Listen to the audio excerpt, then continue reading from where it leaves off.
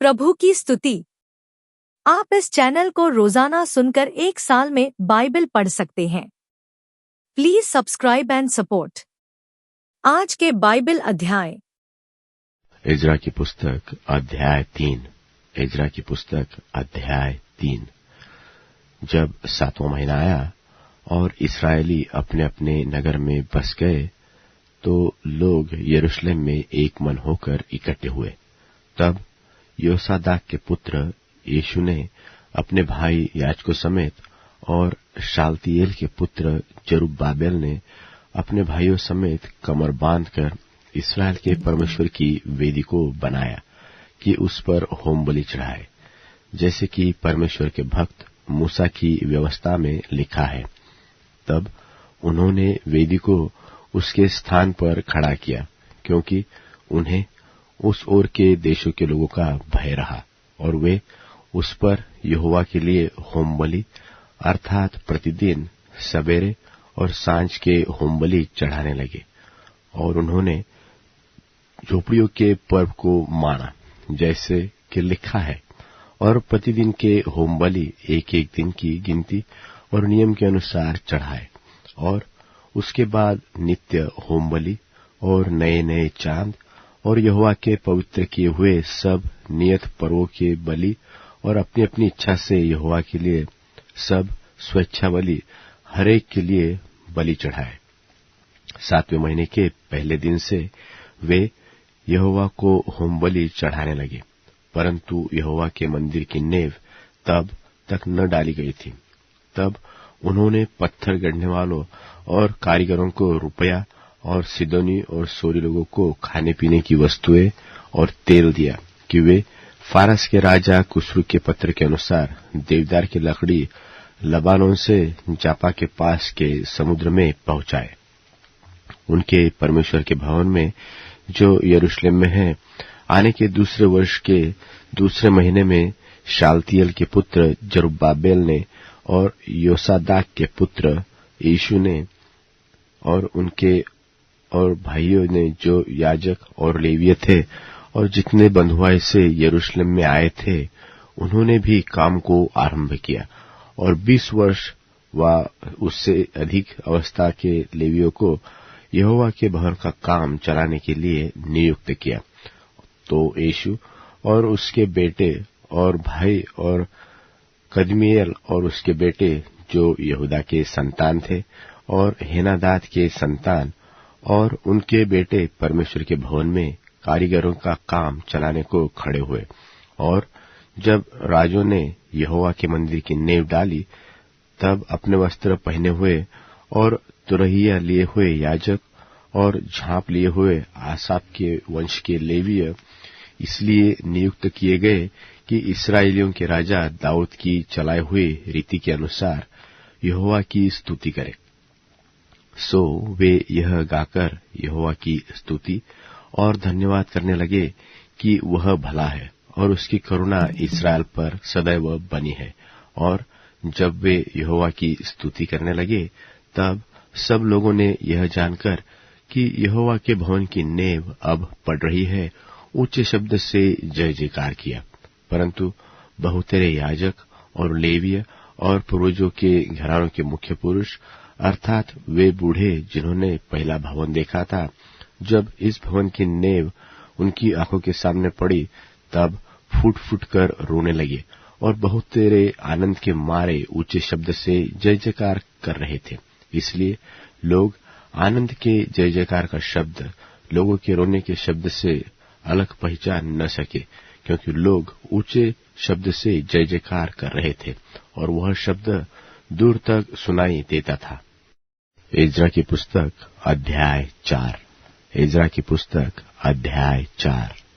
जब यहूदा और बन्यामीन के शत्रुओं ने यह सुना कि बंधुआई से छुटे हुए लोग इस्राएल के परमेश्वर यहोवा के लिए मंदिर बना रहे हैं, तब वे जरुब्बाबेल और पूर्वजों के घरानों के मुख्य मुख्य पुरुषों के पास आकर उनसे कहने लगे, हमें भी अपने संग बनाने दो, क्योंकि तुम्हारी नाई हम भी तुम्हारे परमेश्वर की खोज में लगे हुए हैं।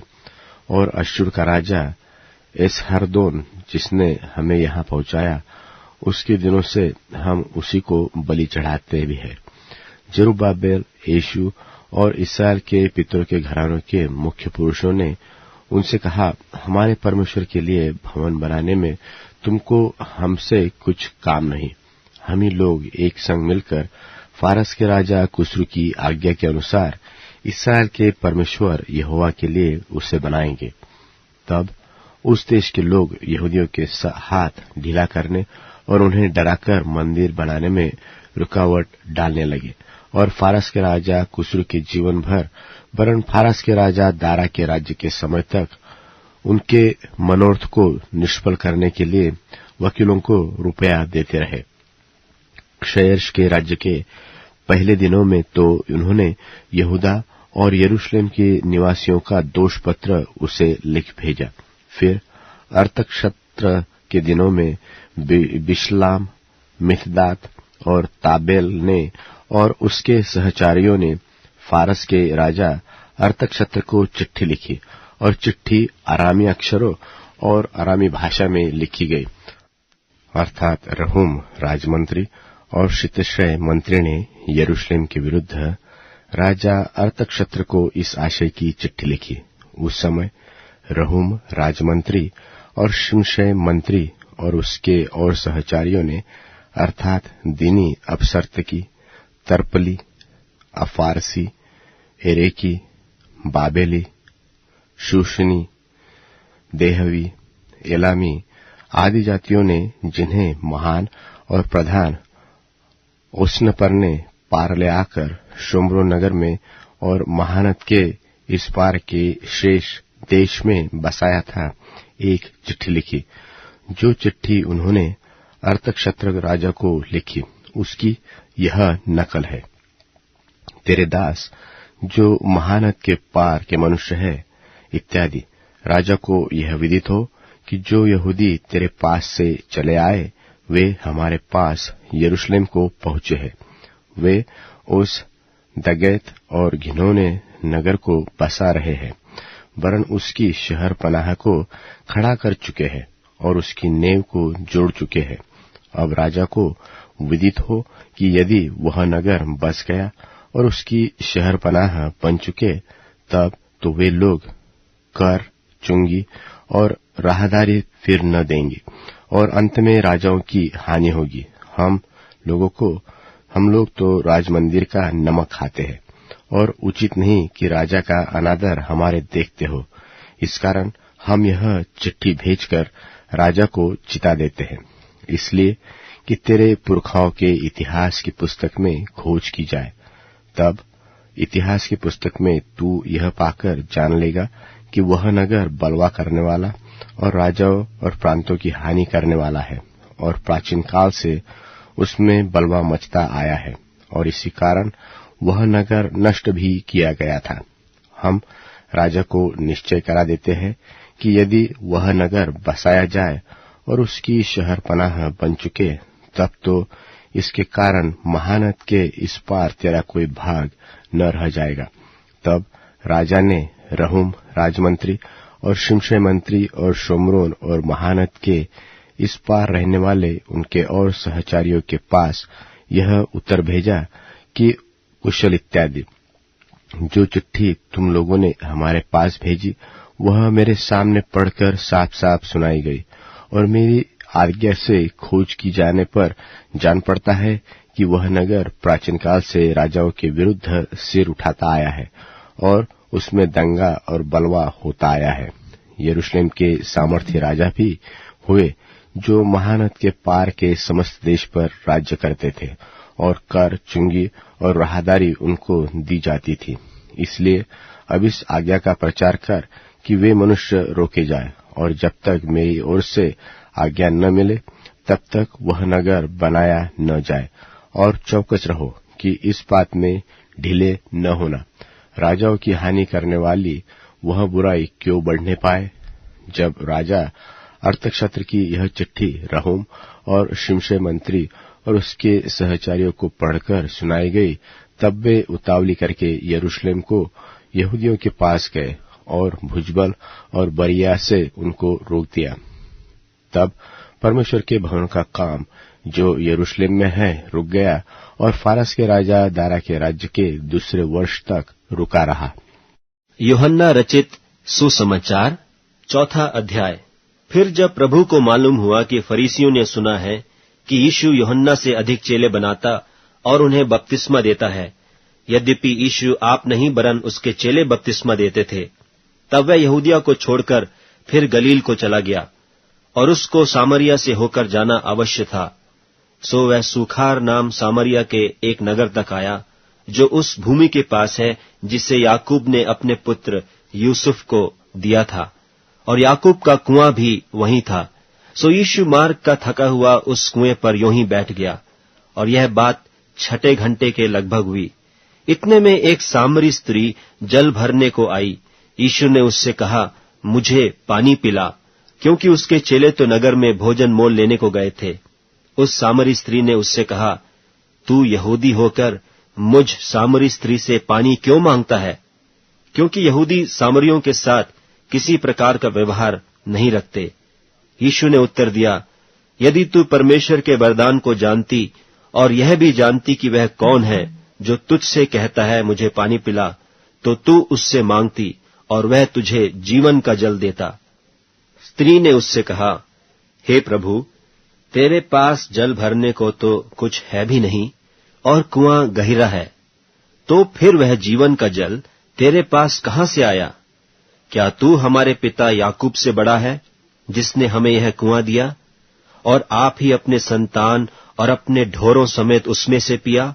यीशु ने उसको उत्तर दिया कि जो कोई यह जल पिएगा वह फिर प्यासा होगा, परंतु जो कोई उस जल में से पिएगा जो मैं उसे दूंगा, वह फिर अनंत काल तक प्यासा न होगा, वरन जो जल मैं उसे दूंगा वह उसमें एक सोता बन जाएगा जो अनंत जीवन के लिए उमड़ता रहेगा।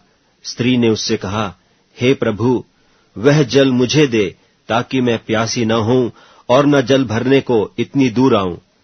यीशु ने उससे कहा, जा अपने पति को यहां बुला ला। स्त्री ने उत्तर दिया कि मैं बिना पति की हूं। यीशु ने उससे कहा, तू ठीक कहती है कि मैं बिना पति की हूं, क्योंकि तू 5 पति कर चुकी है, और जिसके पास तू अब है वह भी तेरा पति नहीं। यह तूने सच कहा है।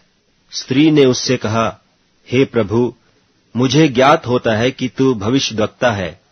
हमारे बाप दादों ने इसी पहाड़ पर भजन किया, और तुम कहते हो कि वह जगह जहां भजन करना चाहिए यरूशलेम में है। यीशु ने उससे कहा, हे नारी, मेरी बात की प्रतीति कर कि वह समय आता है कि तुम न तो इस पहाड़ पर पिता का भजन करोगे, न यरूशलेम में। तुम जिसे नहीं जानते उसका भजन करते हो, और हम जिसे जानते हैं उसका भजन करते हैं, क्योंकि उद्धार यहूदियों में से है।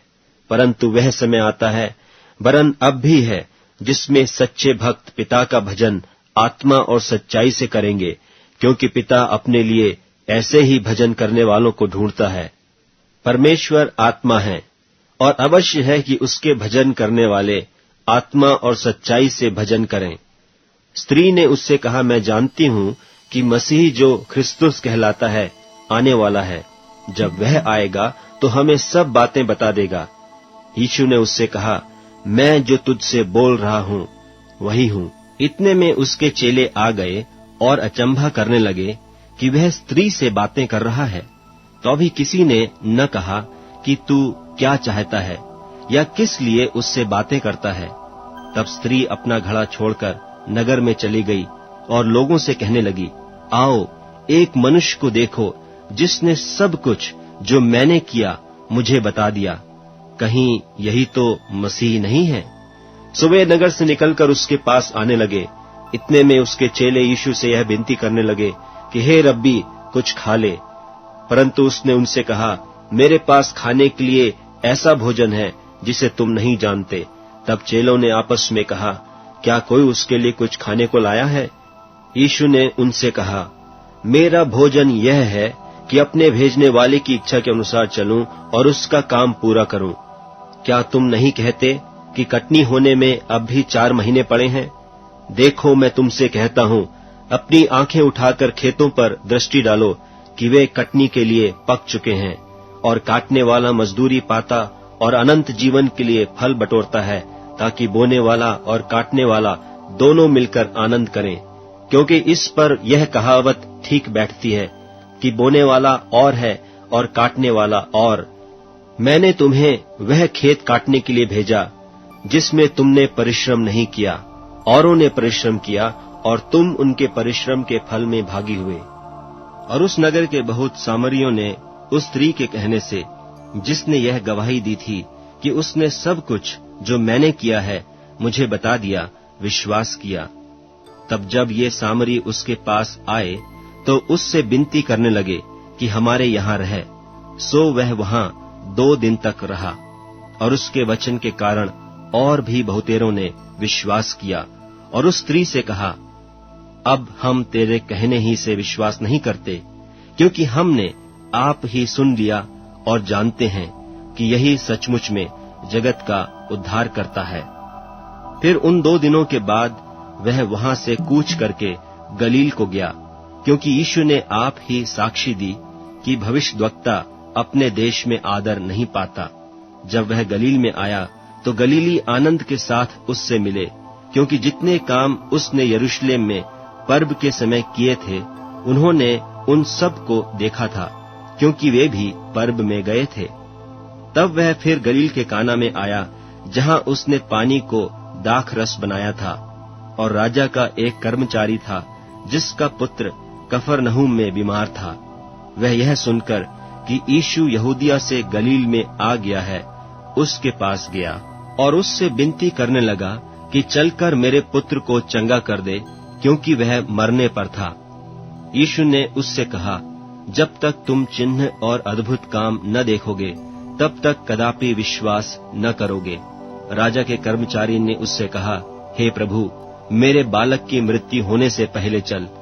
यीशु ने उससे कहा, जा, तेरा पुत्र जीवित है। उस मनुष्य ने यीशु की कही हुई बात की प्रतीति की और चला गया। वह मार्ग में जा रहा था कि उसके दास उससे आ मिले और कहने लगे कि तेरा लड़का जीवित है। उसने उनसे पूछा कि किस घड़ी वह अच्छा होने लगा। उन्होंने उससे कहा, कल 7वें घंटे में उसका ज्वर उतर गया।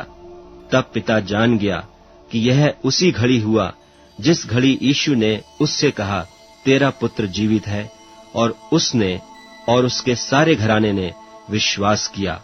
यह दूसरा आश्चर्य कर्म था जो यीशु ने यहूदिया से गलील में आकर दिखाया। भजन संहिता अध्याय 16। भजन संहिता अध्याय 16। हे परमेश्वर, मेरी रक्षा कर, क्योंकि मैं तेरा ही शरणागत हूँ। मैंने परमेश्वर से कहा है कि तू ही मेरा प्रभु है, तेरे सिवाय मेरी भलाई कहीं नहीं। पृथ्वी पर जो पवित्र लोग हैं वे ही आदर के योग्य है, और उन्हीं से मैं प्रसन्न रहता हूँ। जो पराये देवता के पीछे भागते हैं उनका दुख बढ़ जाएगा। मैं उनके लहू वाले तपावन नहीं तपाऊंगा, और उनका नाम अपने ओठों से नहीं लूंगा। यहोवा मेरा भाग और मेरे कटोरे का हिस्सा है। मेरे बाट को तू स्थिर रखता है। मेरे लिए माप की डोरी मनभावने स्थान में पड़ी, और मेरा भाग मनभावना है। मैं यहोवा को धन्य कहता हूँ, क्योंकि उसने मुझे सम्मति दी है। वरन मेरा मन भी रात में मुझे शिक्षा देता है। मैंने यहोवा को निरंतर अपने सन्मुख रखा है, इसलिए कि वह मेरे दाहिने हाथ रहता है। मैं कभी न डगमगाऊंगा। इस कारण मेरा हृदय आनंदित और मेरी आत्मा मगन हुई। मेरा शरीर भी चैन से रहेगा, क्योंकि तू मेरे प्राण को अधोलोक में न छोड़ेगा, न अपने पवित्र भक्त को सड़ने देगा। तू मुझे जीवन का रास्ता दिखाएगा। तेरे निकट आनंद की भरपूरी है। तेरे दाहिने हाथ में सुख सर्वदा बना रहता है। अब Amazon music, tune in, Spotify और YouTube म्यूजिक में उपलब्ध है। Please follow it.